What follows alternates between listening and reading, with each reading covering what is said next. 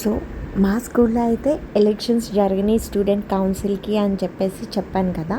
So ఆ రోజు తీసిన వీడియోస్ అండ్ ఫొటోస్ అనమాట. వీడియో అయితే ఆల్రెడీ అప్లోడ్ చేశాను. ఫొటోస్ అయితే మాత్రం ఇవాళ కొంచెం టైం దొరికిందని ఎడిట్ చేసి అప్లోడ్ చేస్తున్నాను అనమాట. యాక్చువల్లీ ఏమైందంటే మేము ఫోటో సెషన్ ప్లాన్ చేసే టైంకి most of the students Haritha Haram ప్రోగ్రాంలో పార్టిసిపేట్ చేయడానికి వెళ్ళారనమాట.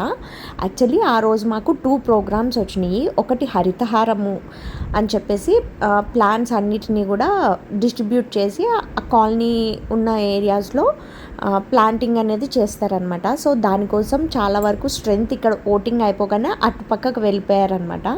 అందుకని ఫొటోస్లో చాలా తక్కువ స్ట్రెంత్లా కనిపించారు. ఫొటోస్ ఎడిట్ చేస్తున్నప్పుడు నాకు అనిపించిందనమాట. అండ్ హరితహారం ప్రోగ్రామ్ని నేనైతే వీడియో తీసుకోలేకపోయాను. Because I was in this election దగ్గర ఉన్నాను కాబట్టి నేను అటు సైడ్ వెళ్ళి అది మాత్రం వీడియో తీసుకోవడం మిస్ అయింది. ఇన్ కేస్ ఎవరైనా ఫొటోస్ తీస్తే కనుక అవి కూడా నేను అప్లోడ్ చేస్తాను.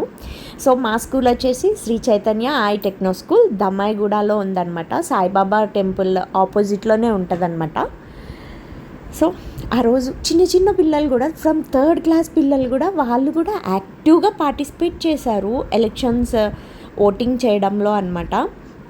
సో ఏంటంటే పిల్లలకి కూడా ఒక క్లియర్ ఐడియా వస్తుంది రియల్ లైఫ్ టైంలో ఎలక్షన్స్ ఎలా జరుగుతాయి అనేసి.